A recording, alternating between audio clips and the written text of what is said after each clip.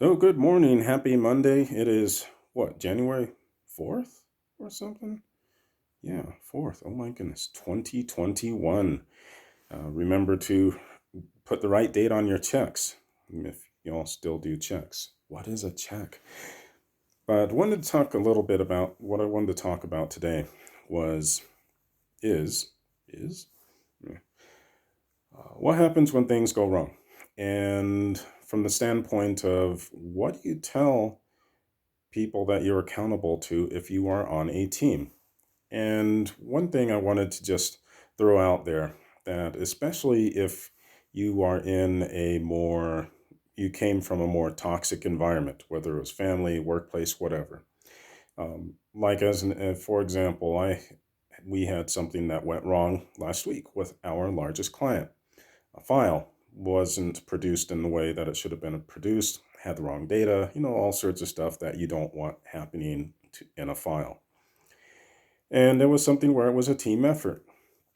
And so, what I went back to my client with is that we messed up. Here are the different things. This is something I could have done better.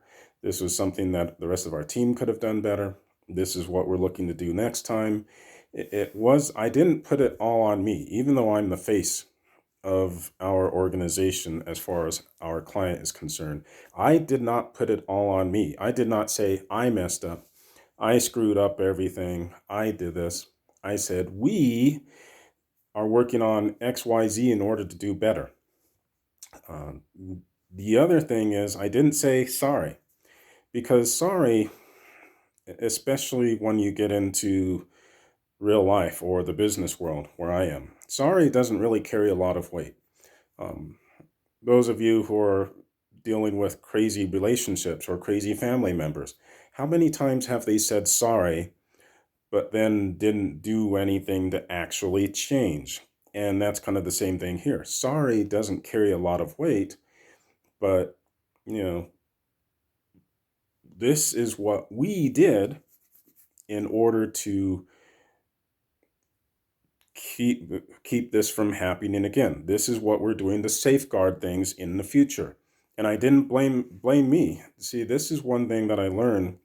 I'll talk about the book another day, but this is one thing I learned is that sometimes, especially if we come from a more toxic environment, whether it's school, home, work, relationships, whatever, you might be used to taking all the burden onto yourself. You might be used to having to say, I'm sorry, in order to keep the peace.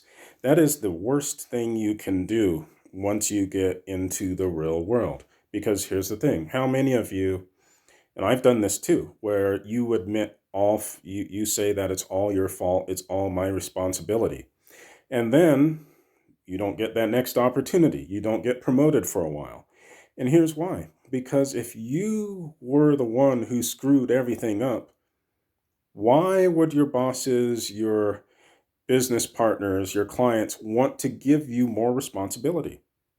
Why would they promote you? Why would they give you more money? Why would they give you more business if you are the one who messed everything up? So, and again, it's not lying to say that we did this incorrectly and we are working on it in order to make things better.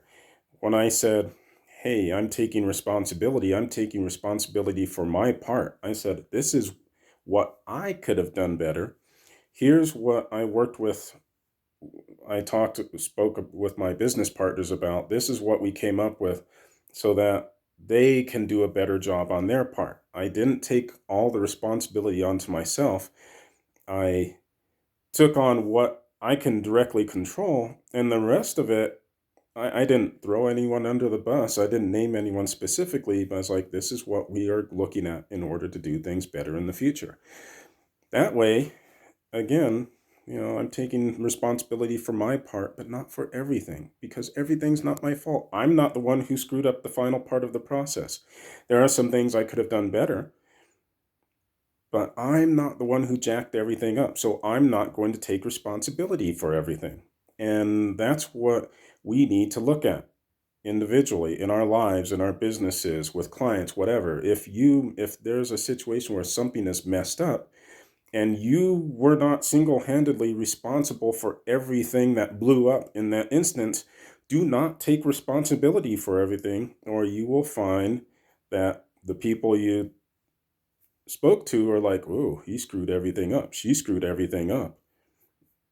Why would we want to give them more business? Why would we want to promote them or do more things with them?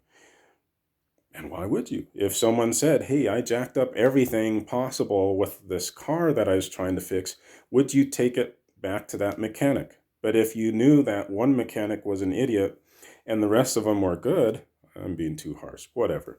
One mechanic messed up and the others did okay, you would go back to that same car dealership and say, hey, fix my car, but don't let that guy anywhere near it because I'm not sure about him.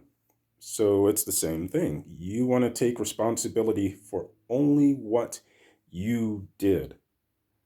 Don't take a, it's not being a hero to say, oh, everything's on it's, this isn't a romance novel. You don't get to fall on your sword, admit everything and all fault, and everyone fawns over you, and we go on as if nothing happened. That doesn't happen in business and in life. If you take responsibility for everything, then you've got to take the time to improve and show everyone else that you have improved and you didn't make the same mistake. You won't make the same mistake again. But if you take responsibility only for part of it, then that's that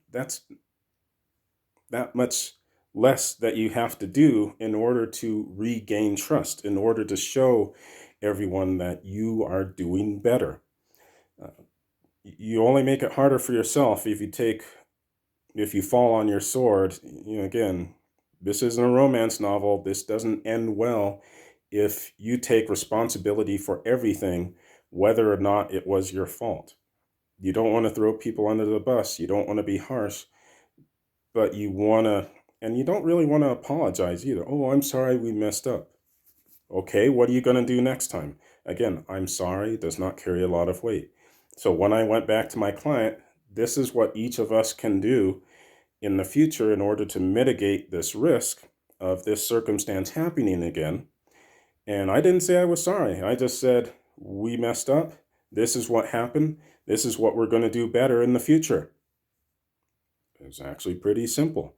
And you know what? Most people, if they know that you're working towards fixing a situation and doing better, they will probably promote you. Because here's the thing, it's a boss, a client, whomever, would rather see you mess up and grow through that circumstance and say, you know what, this is what we messed up on. This is how I'm improving. This is how we can keep from doing the same thing again. And most employers, clients, whomever, will say, whoa, they not only they messed up, but they learned. They're improving. They're doing better.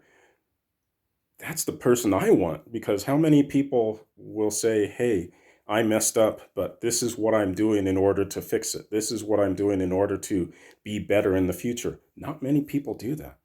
So if you can do those things, you will find yourself growing leaps and bounds and having more favor with employers and clients if you can say, hey, I messed up, that this is how I learned from it. This is how I'm growing from it. These are the steps I'm taking to prevent this from happening again. People like that. I mean, look at the situation with so many things in government where where politicians mess up. They just kick the can down the road and they don't actually fix the problem. If you can show that you're not only learning from the circumstance, but you are fixing the problem or taking steps to fix the problem in the future, you're doing something that most people don't do, won't do, or can't do for one reason or another. And that is why you will progress and most other people won't, because you can show that, hey, I messed up, but I can do better and I'm going to fix my stuff. So hope that helps out. You all take care. Have a great Monday.